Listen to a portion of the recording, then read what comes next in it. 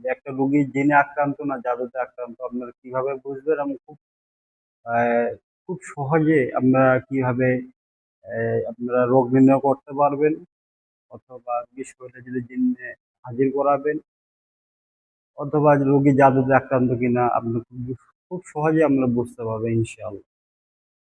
সম্মানিত মুমিন ও মুসলমান, আসসালামু আলাইকুম ওয়া রাহমাতুল্লাহি ওয়া বারাকাতুহু। আপনারা দেখতেছেন অদৃশ্য কোরআনের চিকিৎসা চ্যানেলের সঙ্গে আছে আমি মোহাম্মদ জসিমউদ্দিন। সম্মানিত হযরতগণ, আশা করি আল্লাহ পাকের বিশেষ রহমতে আপনারা সবাই ভালো আছেন। আমিও আলহামদুলিল্লাহ আপনাদের দয়ায় অনেক ভালো আছি। আজকে কথা বলবো একটা রোগীর শরীরের মধ্যে আপনারা জিন, খুব ছোট্ট একটা পদ্ধতি, যে এমন কোনো মুতাবিন নাই যে আয়াতুল কুরসি জানে না, সবই জানে। আলহামদুলিল্লাহ, আপনারা কথা বলে আয়াতুল কুরসি যে এত গুণ আছে এই তদ্বির জগতে, আপনাদেরকে বলে বুঝাতে পারবো না। আয়াতুল কুরসির অনেক ফজিলত আছে, প্রত্যেকটা বিষয় নিয়ে আমি কথা বলবো ইনশাআল্লাহ।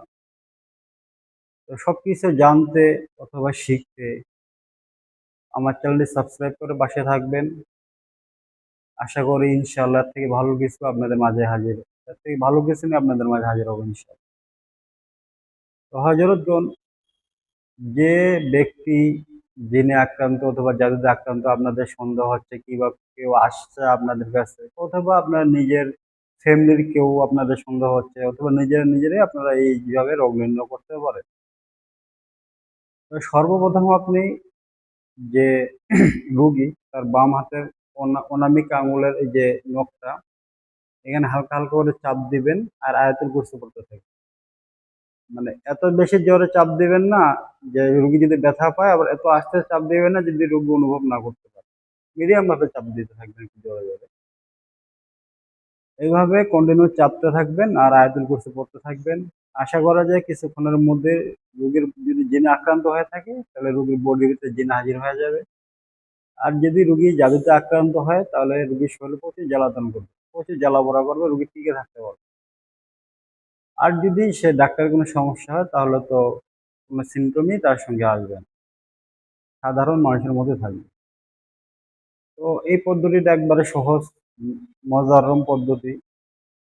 আপনারা কাজ করেন, পরে এর থেকে ভালো এবং শক্তিশালী আমল নিয়ে আমি আপনাদের মাঝখানে আসবো। তো পরবর্তী ভিডিওর জন্য অবশ্যই চ্যানেলটি সাবস্ক্রাইব করে পাশে থাকবেন।